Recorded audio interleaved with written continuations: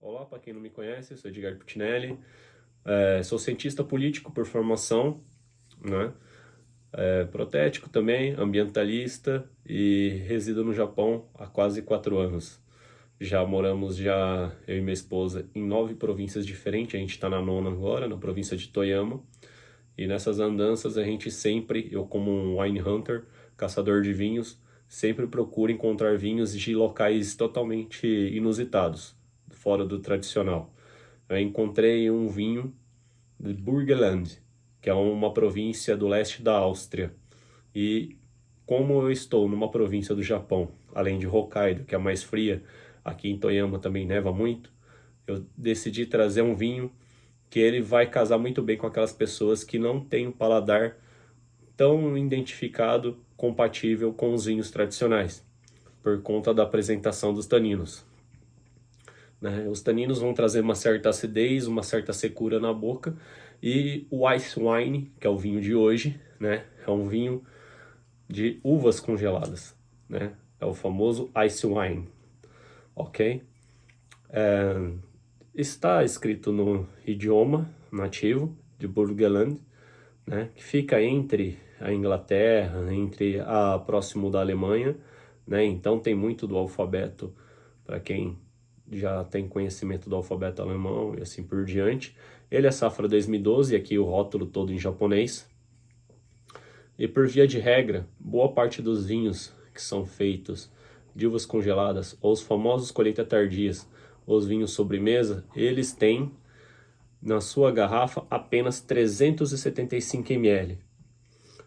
É meio que uma concessão, né? Isso daí é unânime em a maioria dos vinhos que são feitos de uvas congeladas ou as uvas do processo de colheita tardia ou até mesmo de processo de maturação, o fungo azul. São vários os processos. O que vem garantir e trazer de características a esse vinho diferente dos outros? A doçura extrema. Por isso que ele é conhecido como vinho sobremesa. É um vinho que ele harmoniza super bem com queijos fortes, picantes, aqueles queijos com fungo azul, aqueles queijos que normalmente eles impactam muito no paladar, aquele queijo que em pouca quantidade ele acaba predominando dentro de um prato, né? Que ele é colocado como toque final. A gente pode estar falando do Gruyère, a gente pode estar falando do famoso os queijos de fungo azul, especificamente, né? Todos os que têm, né, a composição desse fungo, porque ele vai trazer essas características marcantes. Queijos mais maduros, queijos amarelos densos, né? São como o parmesão, o provolone e assim por diante. A vantagem desse vinho, para aquelas pessoas que estão iniciando no mundo dos vinhos, por eles não terem esse paladar tão distinto, que acaba trazendo, às vezes, algumas experiências traumáticas, porque acha o vinho muito seco, ou muito tanínico, ou muito ácido, acaba perdendo o interesse pelo mundo dos vinhos. Então, quando vocês encontrarem uma garrafa longilínea, né? Então, fala uma garrafa fina, longa, a maioria das vezes o gargalo mais longo ainda, outros que eu já encontrei, ice wine ou colheita tardia mesmo, você pode comprar sem medo, porque são características do invólucro da garrafa desses vinhos. Encontra-se garrafas com 500 ml? Sim. Com 700 ml? Sim. Só que são mais raras, né? Popularmente, ele foi popularizado tanto na Europa, os locais de origem, né, do Ice Wine, que ele data de 1700, né? Que é uma história que foi documentada por descritos alemães, que na época, né, do feudalismo ali, na época que tinha os seus grandes senhores de terras, né, os seus donos dos feudos, e a própria Alemanha ainda era monarquia, eles tinham que pagar os tributos, os impostos, e eram recolhidos, né, por os cobradores. E alguns mosteiros, né, eles também não estavam isentos de pagar esses impostos. Então, devido ao mosteiro, numa localidade da Alemanha, ele tinha deixado, e eram pagados em produtos. Então, eles pagariam com uvas, né? E essas uvas seriam utilizadas para a fabricação de vinhos pelo coletor de impostos, né? Assim, lá no castelo, ou até mesmo pela bebida. E nessa época eles não fizeram a colheita, veio uma grande nevasca, né? As uvas acabaram congelando no pé. os coletores de impostos não acabaram vindo, e os monges, para que não perdessem as uvas, eles decidiram fazer um vinho. E isso daí já tinha se passado já 3 meses do período da colheita, por isso a colheita tardia foi feita, tardiamente essa colheita. As uvas, elas tinham perdido líquido, perdido água, então elas ficaram quase no ponto de uva passa, né, meio geleia. Elas não ficaram extremamente seca como a uva passa, mas quase num ponto próximo da uva passa, intermediário, né, por ter pedido água e concentrado seus açúcares. O líquido extraído dali foi um líquido de coloração mais âmbar, uma tonalidade de palha mais dourado, dependendo do vinho, dependendo da uva, do processo de maturação, de como foi feita a fermentação, se ficou em barril ou não. Isso também vai mudar as características da coloração, ok? Não é feito só com uvas brancas, mas também com uvas tintas, tá? Em alguns locais a gente tem os canadenses, temos os australianos e outros vinhos que também são feitos nesse processo tardiamente de colheita, que as uvas ficam por mais tempo no pé maturando, agregando mais açúcares, e consequentemente eles viram que era um vinho licoroso, doce como mel, né? Então em alguns locais eles caracterizam também tanto a coloração e tanto os aromas próximos ali dos licores, de geleias. A gente vai ver muito toque frutado de pêssego, né? Quando você vai estar degustando um vinho de colheita tardia ou um ice wine ou um vinho sobremesa, ok? Dependendo da casta das uvas. A maioria das vezes eles não descrevem as castas dessas uvas, né, as famílias, e sim especificamente o processo de fabricação. No caso, esse daqui é um ice wine, por ser feito no período tardio, e quando adentra o inverno, vem o congelamento das uvas nas videiras e, consequentemente, depois vem o processo de mostura, que é feito para que esse vinho seja concretizado, ok? Tirei o lacre, rolha maciça, como sempre falo, eu levo isso em consideração, então dá-se a condição de ser um vinho de longa guarda, ok? E a gente vai eu vou especificamente fazer a apreciação dele para ver as características. Já conheço esse vinho, mas para vocês vejam a coloração, né? Vou dar os pontos, né, de aroma, de paladar mais presentes na bebida, para que vocês tenham, né, essas informações. A rolha, por ser muito longa, a maioria das vezes a gente tem uma certa dificuldade para fazer a extração dela, ok? Essa rolha, e ainda mais porque é um vinho 2000, safra 2012, então é um vinho que ficou um longo período. Aqui em casa a gente tentou deixar ele deitado por um longo período para ver se reidratava essa rolha, ok? Mas muitas das vezes não é suficiente. Logo de imediato, o aroma da rolha é um aroma que remete doce caseiro, vem um aroma de mel, né, por conta dessa doçura extrema, dos açúcares presentes. Então, vocês vão ver a coloração dele. Ele chega, esse daqui, ele tem uma coloração âmbar, tá vendo? Um dourado âmbar. Esse sim é uma coloração âmbar, tá?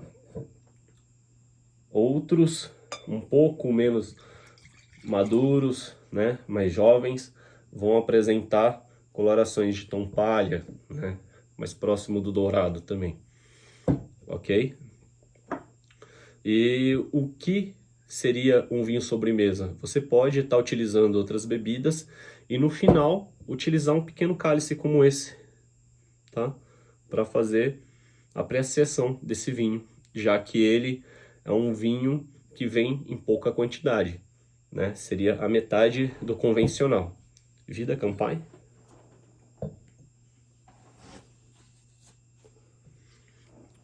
Campai. Vamos à degustação.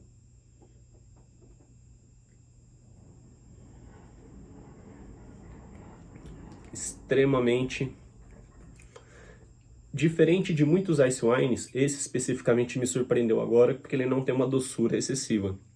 Alguns outros têm uma doçura tão excessiva que você parece estar comendo aquela geleia, aquele doce caseiro. Esse não tem, né? Ele tem um teor alcoólico de 11%, safra 2012, vem da província de Burgenland, né? Leste ali da Áustria, e nos surpreendeu muito.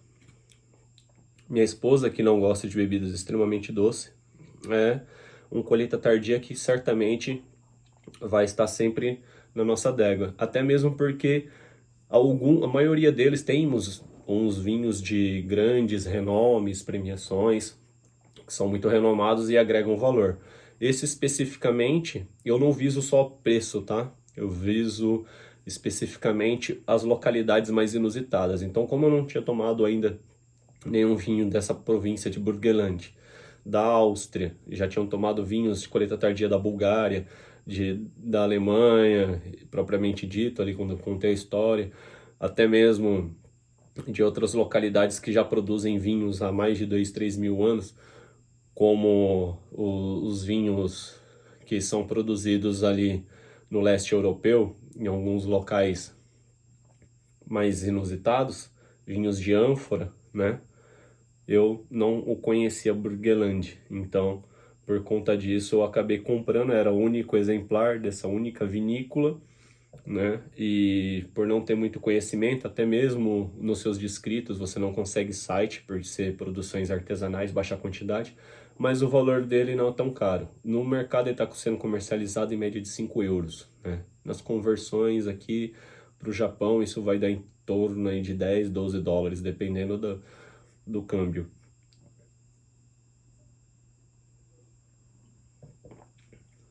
Mas bem satisfatório. Para quem tiver oportunidade, estando aqui no Japão ou no Brasil, colheita tardia, especificamente um ice wine, né? As lágrimas bem densas por conta da alta presença de açúcares, né? Escorrem lentamente na taça. E esse especificamente com essa tonalidade palha não, né? Âmbar, desculpa, na descrição. E o seu aroma singular. Ele não tem nem quase traços resquício de aroma de álcool, isso é especificamente da fruta madura, e toques que se assemelham, né, especificamente aos doces de fruta que a gente está acostumado, compotas e assim geleias por diante. O que você achou, Vida? Eu sinto muito aroma de mel nele. Aquele mel bem denso, bem forte, bem perfumado. Uhum.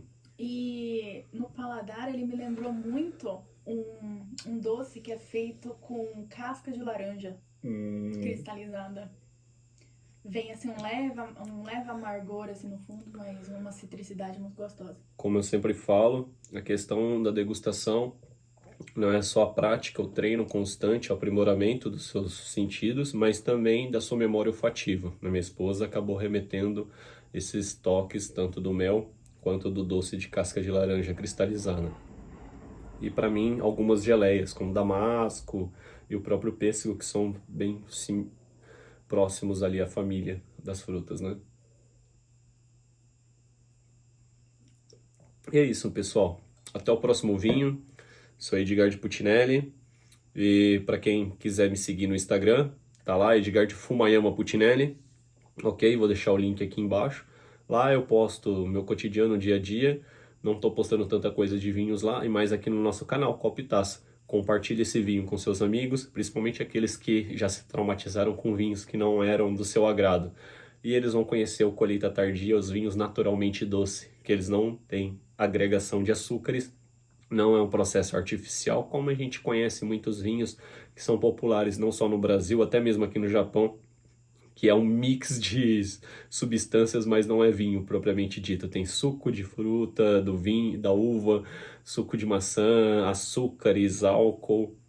Isso para mim não é vinho. Não é uma bebida, mas tudo bem, cada um com as suas escolhas, mas não, isso propriamente dito, por não ser natural, não é uma bebida saudável, assim como o vinho, que é uma bebida extremamente saudável e comprovada cientificamente, que traz a longevidade, sistema cardiovascular. Mas eu não sou nutricionista e não sou médico, eu não estou indicando. Tome cuidado daquelas pessoas que são diabéticas ou que têm alguma restrição para estar ingerindo qualquer tipo de bebida alcoólica.